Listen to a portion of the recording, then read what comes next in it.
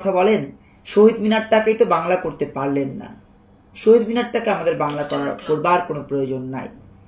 সেই সাথে প্রয়োজনও নাই যে আমরা ইনকিলাব জিন্দাবাদ এই স্লোগানটাকে ধারণ করে লালন করে দেশের মধ্যে বিভাজনের রাজনৈতিক কৌশলে কাউকে এগিয়ে যেতে দেব বা হব। আমরা কৌশলের এই প্রক্রিয়ার রাজনীতিকে না বলি বিধায়ী আমরা বোধ হয় সব সময় বাংলাদেশ শব্দটা পুরোপুরি উচ্চারণ করেছি। নতুন ধারার রাজনীতিকেরা সব সময় বিজয় বাংলাদেশ স্লোগান দেয়। কেন? কারণ আমরা বাংলাদেশকে দীর্ঘজীবী দেখতে চাই। আমরা বাংলাদেশকে হৃদয় ধারণ করে পৃথিবী ত্যাগ করতে চাই।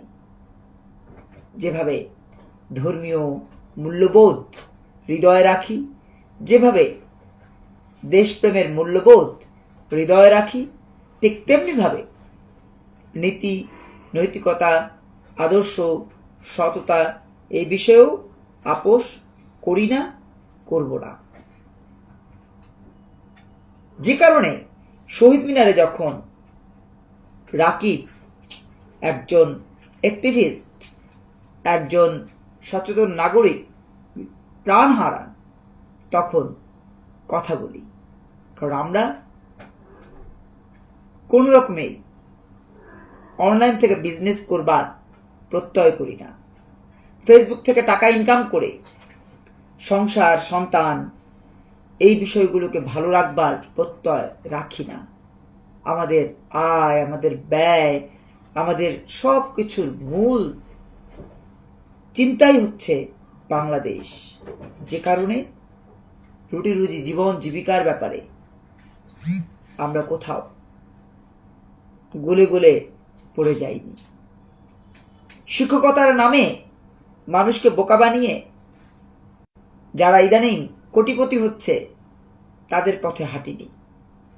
যারা রাজনীতির নামে ফেসবুকিং করে, ইউটিউবিং করে কোটি কোটি টাকার মালিক হচ্ছেন, নির্মম হলেও সত্য, আমরা তাদের টিকিটাও মারাইনি। কারণ আমরা মনে করি রাজনীতি সত্যিকার অর্থেই উচ্চ মার্গীয় একটা বিষয়। যে উচ্চ মার্গীয় বিষয়টি ধারণ করবার এই চিন্তাটা লালন করবার জন্যেও, ধারণ করবার জন্যেও আপনাকে আগে মানুষ হয়ে উঠতে হবে। আপনি যদি মানুষ না হয়ে উঠতে পারেন, আপনি নিজে ফ্যাসিস্ট হয়েও আরেকজনকে বলবেন ফ্যাসিস্ট, অথচ নিজে কিন্তু ফ্যাসিস্ট। নিজে কিভাবে ফ্যাসিস্ট? আপনি যখন কাউকে গুড়িয়ে দিতে চান, কারো বাড়ি ভেঙে ফেলতে চান, কারো বিরুদ্ধে মিথ্যে মামলা দিতে চান, কারো বিরুদ্ধে ষড়যন্ত্র করে রায় দিতে চান বা রায় দেওয়াতে চান, তখনই আপনি ফ্যাসিস্ট। অথচ আপনি যে ফ্যাসিস্ট নিজে যখন অনুধাবন করতে পারেন না, তখন আপনি মহাফ্যাসিস্ট। ফ্যাসিস্ট ফ্যাসে থেকে এসেছে। ফ্যাসিস্ট, ফ্যাসিস্ট তো হাসানাত, ফ্যাসিস্ট তো সার্জিস, ফ্যাসিস্ট তো নাহিদ, ফ্যাসিস্ট তো আব্দুল্লাহ আল মামুন, আব্দুল্লাহ আল আমিন, ফ্যাসিস্ট তো আব্দুল হান্নান মাসুদ, ফ্যাসিস্ট তো নাসিরুদ্দিন পাটোয়ারি, ফ্যাসিস্ট তো আক্তার হোসেন, ফ্যাসিস্ট তো তাসনিম জারা। তাসনিম জারা কি করেছে? শেষটা দিয়ে শুরু করি। জনগণের কাছে বলেছে, আমি এনসিপি থেকে নির্বাচন করছি, আপনারা যে যা পারেন ক্রাউড ফান্ডিং করেন।